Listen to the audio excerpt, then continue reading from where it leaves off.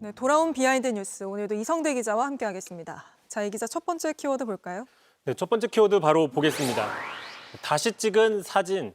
자, 오늘 13일 민주당 원내대표 선거를 앞두고 네. 김병기, 서영교 두 사람이 지금 출마를 했습니다. 2파전 양상인데 둘 다 지난 주말이었죠. 이재명 대통령과의 만찬 자리에도 참석을 해서 사진을 찍었는데 이 사진을 놓고 좀 해프닝이 있었습니다. 자, 그 자리에 참석했던 김병주 의원 설명에 따르면 처음엔 이렇게 서영교 의원과 이재명 대통령이 사진을 찍었는데 그러자 의전 비서관이 선거를 앞두고 공정성에 어떤 시비가 나올 수 있다. 그래서 네. 김병기 의원까지 3명이 같이 찍자고 이야기를 해서 다시 사진을 촬영했다고 합니다. 아무래도 둘 다 친명 의원이기 때문에 뭐 후보 중 한 명만 대통령이 사진을 찍어주면 또 논란일 수도 있겠죠. 그렇죠. 그렇죠.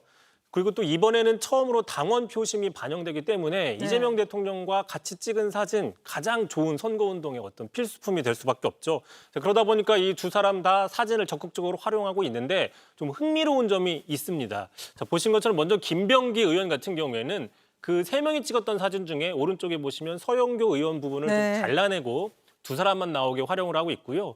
자, 서영교 의원 같은 경우에는 3명이 찍은 사진은 아예 쓰지 않고 처음에 찍었던 2명이 찍은 사진만 가지고 저렇게 공보물을 만들어서 사용하고 있습니다. 또 이재명 대통령은 덕담도 공정성 시비를 피하기 위해서 다시 했다고 합니다. 네. 직접 들어보시죠.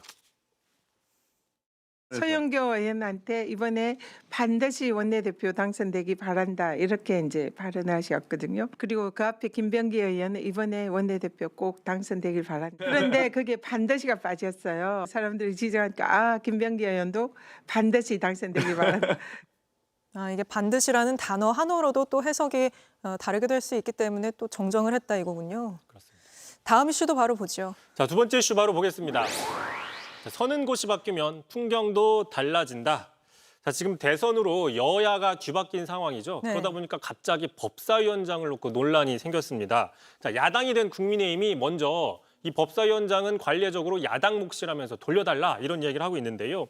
자, 주진우 법사위원장 어제였습니다. 자, 민주당은 법사위원장을 돌려달라. 자, 작년에 민주당은 입법부의 행정부 견제가 국회 관행보다 우선한다라고 이야기를 한 적이 있다라고 얘기를 했고요. 자, 오늘도 이런 주장을 내놨습니다. 자, 국회의장과 법사위원장을 다른 정당이 맡는 것은 무리한 주장이 아니라 헌정사에서도 늘 있어 왔다라고 이야기를 해왔습니다. 네.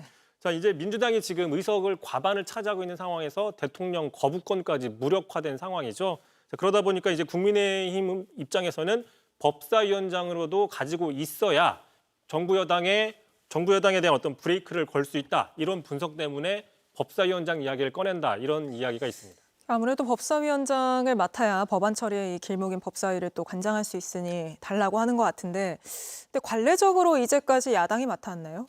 일단 좀 따져봐야 되는데요. 법사위원장 자리는 국회직이라서 원내 교섭단체 간의 협상을 통해서 전후반기 약 2년에 한 번씩 배분이 되는 게 일반적입니다. 네. 자, 2년마다 협상을 통해서 배분되기 때문에 어떤 대선이나 여야 정권 교체와는 이론적으로는 큰 관계가 없다. 이런 분석이 있는 거고요. 자, 게다가 야당이 맡는 게 관례였냐? 이게 지난 2000년 총선 이후에는 사실상 유명무실화 됐습니다. 네. 2000년 총선 이후에 21대 국회에서는 4년 내내 결과적으로 여당이 맡았기 때문인데요. 자, 전반기 2년은 당시 여당이었던 민주당이 맡았고 후반기에는 윤석열 정부 출범과 맞물려서 당시 여당이 된 국민의힘이 차지를 했기 때문입니다. 참고로 당시 그 국민의힘은 소수 여당임에도 불구하고 김도읍 의원이 법사위원장을 맡으면서 그 의석이 훨씬 많았던 민주당도 어쩔 줄 모르고 좀 속수무책으로 당한 적들이 있었습니다. 민주당은 못 주겠다는 입장이죠? 그렇습니다. 당장 그 주진우 의원의 이야기에 현재 법사위원장인 정청래 위원장은 피식 웃음이 났다. 난 반대하겠다라고 짧게 이야기를 했고요. 자, 오늘 한민수 대변인도 이렇게 얘기를 했습니다. 자, 국민의힘이 법사위원장 생떼를 쓰고 있는데 자, 그렇게 따지면 과거 여당 시절에 국민의힘이 현재 갖고 있는 상임위원장도 민주당이 달라고 하면 다 내어줄 것이냐라고 이야기를 하고 있습니다.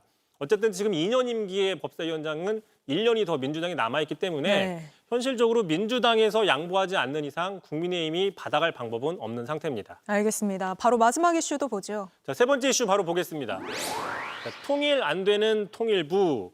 자, 지금 통일부는 그동안 납북자 피해 단체 등이 대북 전단을 살포할 때 사실상 손을 놓고 있었습니다. 그래서 북한의 오물 풍선들이 날라와서 또 그 접경지에 사는 주민들이 안전 때문에 제발 좀 이것을 단속해달라 이야기를 했음에도 불구하고 표현의 자유를 들어서 소극적이었었죠. 자, 1년 전 통일부 입장 한번 들어보겠습니다. 자제 요청하실 건지 궁금합니다. 전단 등 살포 문제는 표현의 자유 보장이라는 헌법재판소 결정의 취지를 고려하여 접근하고 있습니다.